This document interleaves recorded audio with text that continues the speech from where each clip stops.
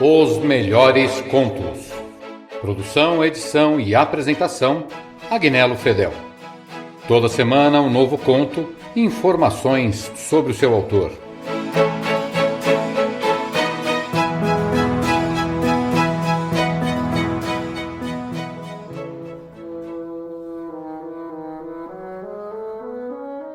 Jack London nasceu em São Francisco, Califórnia, no dia 12 de fevereiro de 1876. Com 9 anos, começou a desenvolver o gosto pela leitura e frequentava a biblioteca de sua cidade. Abandonou a escola com 14 anos para trabalhar. Foi jornaleiro, balconista, operário de uma tecelagem e de uma usina elétrica. Com espírito aventureiro, realizou diversas viagens que se tornaram cenário para suas primeiras histórias. Com 17 anos, foi ao Japão e às Ilhas Bonin, cruzou os Estados Unidos e chegou às Cataratas do Niágara. Com 21 anos, foi procurar ouro nas minas do Klondike. Ao decidir se entregar à literatura, escreveu seu primeiro conto, The Son of the Wolf, de 1900, onde relata a luta de um homem num meio hostil. Em seguida, passa a publicar romances e contos, que o tornaram famoso ao relatar os aspectos selvagens e vigorosos da vida. Entre suas obras destacam-se A Filha da Neve, O Grito da Selva, O Lobo do Mar, Caninos Brancos, Praga Escarlate e O Andarilho das Estrelas. Jack London conheceu a fama, sendo considerado um dos escritores mais importantes de seu tempo. Mais tarde entrou em decadência ao mergulhar no álcool. Faleceu em Glen Ellen, Califórnia, Estados Unidos, no dia 22 de novembro de 1916. Suas cinzas foram sepultadas no Parque Histórico Estadual Jack London, em Glen Ellen, na Califórnia. De Jack London, a história de Kish. Kish viveu faz muito tempo na orla do Oceano Polar.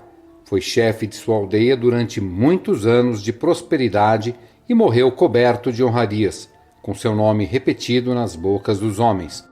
Faz tanto tempo que ele viveu que só os mais velhos recordam-lhe o nome e a história, que ouviram dos velhos que os precederam, e que os velhos que ainda vierem hão de contar a seus filhos e aos filhos de seus filhos, até o fim do tempo. E na escuridão do inverno, quando as ventanias do norte varrem longamente o maciço de gelo, e o ar se enche de brancuras esvoaçantes, e homem algum se aventura a sair, então é a hora de contar como Kish, do mais pobre iglu da aldeia, alcançou o poder em um lugar acima de todos os membros de sua tribo. Kish era um menino inteligente, assim diz a história, sadio e forte, e tinha 13 anos, segundo Alice calculava o tempo, pois cada inverno o sol deixa a terra no escuro, e no ano seguinte um novo sol regressa para novamente aquecer os homens e eles poderem enxergar o rosto uns dos outros. O pai de Kish fora homem valente, mas encontrara a morte numa época de fome, quando, para salvar a vida de seu povo, tirava a vida de um enorme urso polar. Em sua sofreguidão, atracou-se com um urso, que lhe triturou os ossos, mas a alimária tinha bastante carne, e o povo foi salvo. Kish era seu único filho, e depois disso viveu sozinho com sua mãe. Mas o povo se inclina a esquecer, e com efeito se esqueceu da ação de seu pai. E sendo Kish apenas um menino, e sua mãe apenas uma mulher, também eles foram depressa esquecidos, e não tardou a irem ambos morar no mais miserável dos iglus. Foi num conselho noturno, no grande iglu de Cloche Kwan, o chefe, que Kish revelou o sangue que corria em suas veias, e a varonilidade que enrijava a espinha dorsal. Com a dignidade de um ancião, levantou-se e aguardou o silêncio das rumorejantes vozes. É verdade que não falta a mim e aos meus o nosso quinhão de carne, disse ele, mas essa carne é quase sempre velha e dura. Além disso, chega acompanhada de uma grande quantidade de ossos. Os caçadores sombrios e grisalhos, bem assim os caçadores jovens e robustos, ficaram estarrecidos. Nunca antes se vira nada igual. Uma criança falar como adulto e dizer-lhes coisas duras mesmo na cara. Firme e sério, Kish prosseguiu. Porque sei que meu pai, Bock, foi um grande caçador. É que digo essas palavras.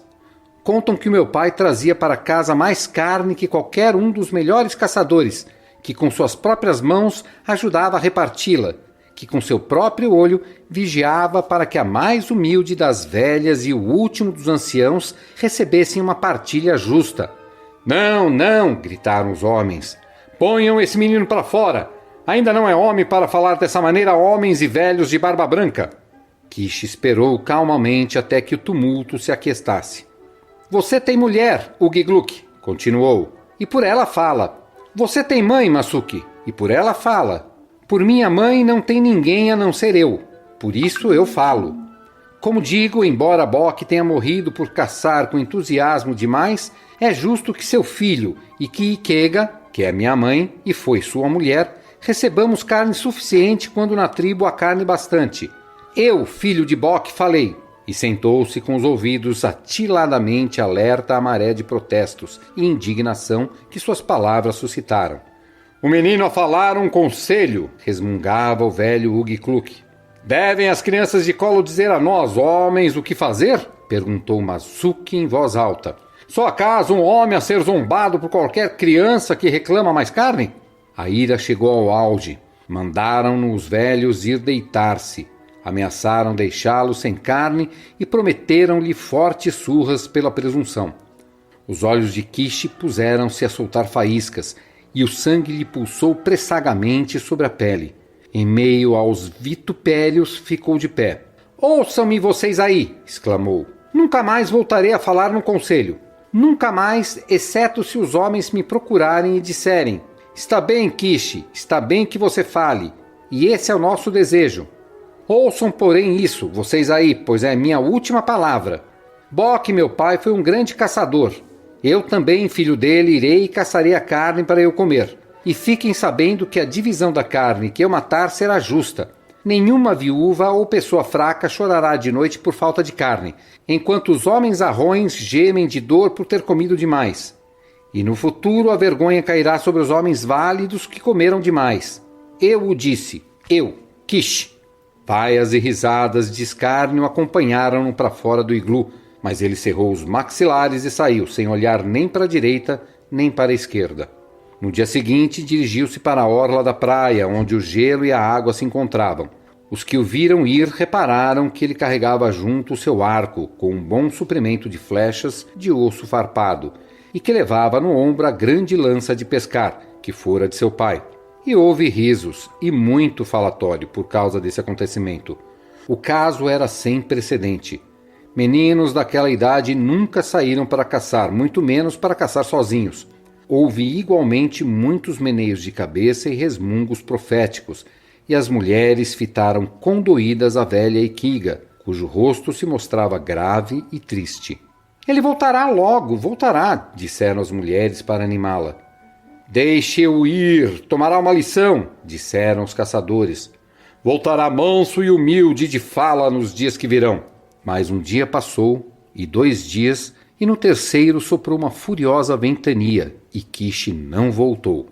Ikiga arrancava os cabelos e pôs sebo de foca no rosto em sinal de dor, e as mulheres atacaram os homens com amargas palavras, dizendo que eles haviam maltratado o menino e o tinham enviado para a morte. E os homens nada responderam e se prepararam para sair à procura do menino quando a tempestade se acalmasse. No dia seguinte, cedo, entretanto, Kish entrou na aldeia, mas não chegou envergonhado. Trazia no ombro um fardo de carne recém-matada, e seu andar denotava importância e era arrogante o seu falar. Vamos, vocês aí com seus cães e trenós, sigam-me as pegadas pela maior parte de um dia de viagem, disse. Há muita carne no gelo, uma ursa e 2 ursinhos meio taludos. Ikiga ficou doida de alegria. Ele, porém, recebeu suas demonstrações a modo de homem adulto, dizendo: Vamos, Ikiga, vamos comer. E depois vou dormir, pois estou muito cansado.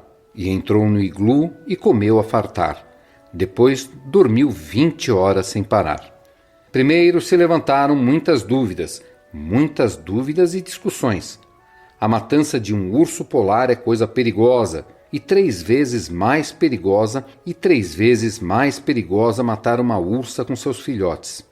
Os homens não chegaram a acreditar que o menino Kish, desajudado, tivesse realizado tão grande maravilha, mas as mulheres falaram da carne recém-matada que ele trouxera às costas, e isso foi um argumento arrasador contra a descrença.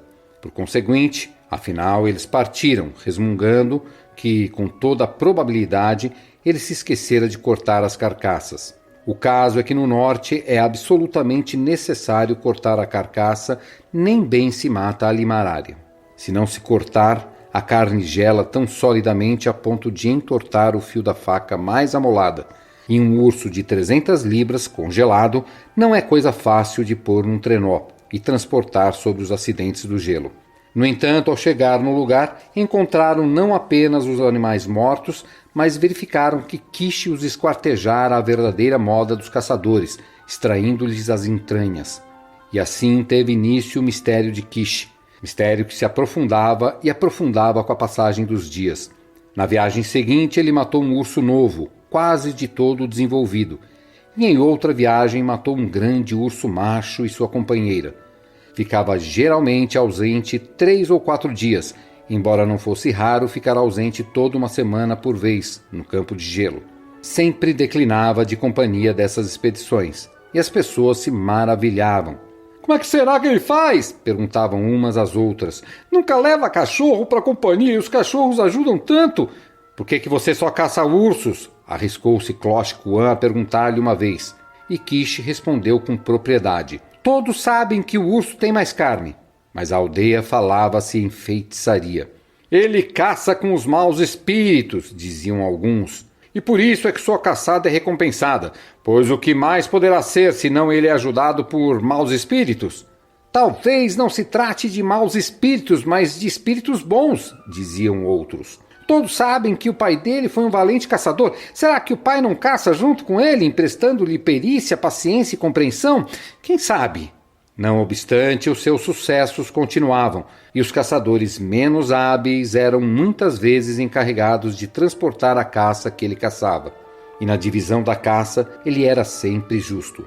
Como seu pai fizera antes dele, Kish vigilava para que a mais humilde velha e o derradeiro velho recebessem uma partilha justa, e para si próprio ele não reservava nada além do que requeriam as suas necessidades.